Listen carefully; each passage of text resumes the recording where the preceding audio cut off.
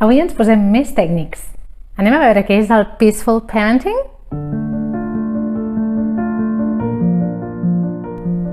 Hola, com esteu? Soc la Judit de la tribu i estic aquí perquè tinc moltes ganes de compartir amb vosaltres idees, eines, recursos que ens ajuden a educar millor els nostres fills i a viure el dia a dia amb més harmonia, amb més calma i des d'un punt més de m'agrada ser mare, m'agrada ser pare. Avui et vull parlar d'una cosa que és molt poc pràctica, si vols, d'entrada, a primer moment, però que crec que ens ajuda a veure una mica el marc general i aquestes coses ens ajuden a situar-nos, no? Quin és el paper que volem jugar com a adults, com a pares dels nostres fills. I del que et vull parlar en concret és del Peaceful Parenting. És un corrent de criança que vaig anomenar fa uns dies quan vaig fer una presentació meva en vídeo i que m'heu estat preguntant en què consisteix exactament. Anem a veure-ho.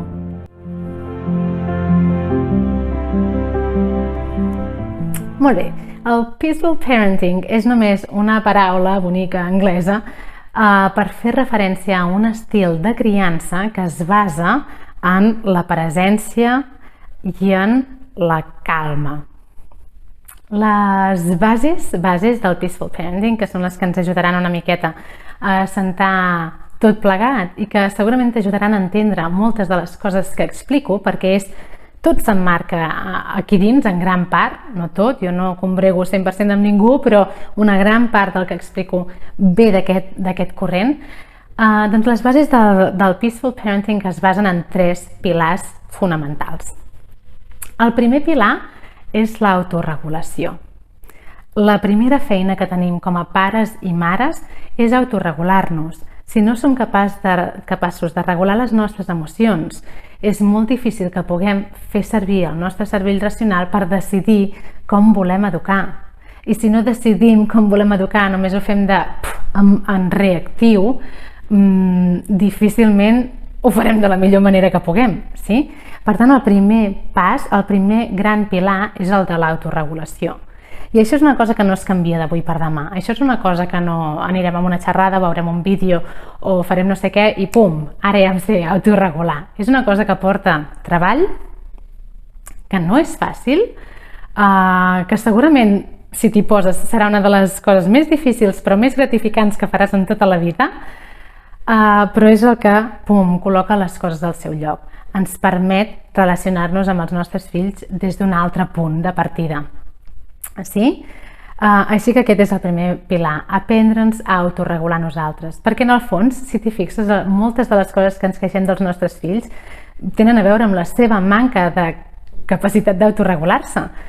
Però si nosaltres no sabem regular-nos i quan veiem que escampa la farina pel terra ens posem a cridar com bojos, què volem que facin ells quan les coses no són com ells voldrien? Doncs fan exactament el mateix, s'enfilen per les parets, criden i imiten els patrons, els models que veuen a casa seva, que som nosaltres. Per tant, és superimportant que posem molta atenció en millorar aquest aspecte de nosaltres mateixos, que no vol dir anar a buscar una perfecció absoluta, però sí que vol dir en posar-hi consciència, treballar-ho i anar fent passets. I per arribar d'aquí a aquí no hi aniré amb un sol salt, sinó que aniré avançant a poc a poquet i així és com ho aconseguiré, oi? Molt bé, aquest és el primer pilar. El segon gran pilar és la connexió. És el segon pilar i jo diria que és com el centre de tot. És el pes de tot aquest estil educatiu. Per què la connexió? Tenim 2 maneres d'aconseguir que els nostres fills facin les coses que els hi demanem. Una és amenaçant, cridant més fort, comptant fins a 3 i totes aquestes coses, sí? Quan fem servir aquestes eines, el que aconseguim és que els nostres fills facin el que els hi demanem, després de molt d'insistir, de desgastar-nos, de que ens pugi la tensió, de posar-nos nerviosos, aconseguim que facin el que els hi demanem perquè tenen por, perquè no ens volen veure així, sí? I perquè és un ui, que això en sé, que explotarà, serà millor que escolti d'una vegada, sí? Però clar, educar des de la por mai serà un gran mecanisme educatiu. Segur que no cal gaire explicació per veure-ho, oi? No és una bona manera d'educar, perquè no estem basant les coses en res positiu, estem treballant des del negatiu, des de l'evitar. Sí? Aleshores, si no aconseguim que els nostres fills facin el que els demanem a través de la por, de l'amenaça, del renyar, castigar, etc., com ho hem d'aconseguir? Doncs només tenim una manera: connectant, connectant i connectant. Amb una molt bona connexió amb els nostres fills és com podem aconseguir que ens escoltin, que facin el que els demanem. Perquè els nens funcionen d'una manera molt estranya i són molt estranys? No, perquè els nens són persones i les persones funcionem així. Para't a pensar per un moment. El dia que has tingut un dia meravellós amb la teva parella i heu estat junts, connectant, sense els nens, i us n'heu anat a passejar per la platja i tot ha sigut bonic i no sé què, quan arribeu a casa, la teva parella et diu: ai, em portaries un got d'aigua? I què li diràs? Estic rebentada, però ara te'l vaig a buscar. Sí? Ara, el dia que ens hem aixecat cridant, enfadats, que ja veníem d'una discussió d'ahir a la nit, que a més és que ho fa tot al revés, és que... Sí? Aquells dies que tot és... que dius, és que mira, és que... surt, no vull dir veure. Sí? Si quan arriba el vespre et diu: ai, estic molt cansat o molt cansada, em portaries un got d'aigua? Què li diràs? Li diràs: escolta'm, aixeca't tu, que jo també estic cansada. Aquesta és la màgia de la connexió i funciona amb tothom, no només amb els nostres fills. Quan ens sentim ben connectats a l'altre, estem disposats a fer coses, estem receptius, escoltem el que ens diuen i volem fer-lo feliç, volem tenir-lo content. Quan ens sentim desconnectats perquè l'altre ens crida, ens parla malament, ens amenaça tota l'estona, sí? I és el nostre enemic, que és la posició que agafem, diguéssim, amb la criança tradicional, em sento desconnectat i, per tant, quan la mare em parla o quan el pare em parla, és molt més fàcil que em faci el longui.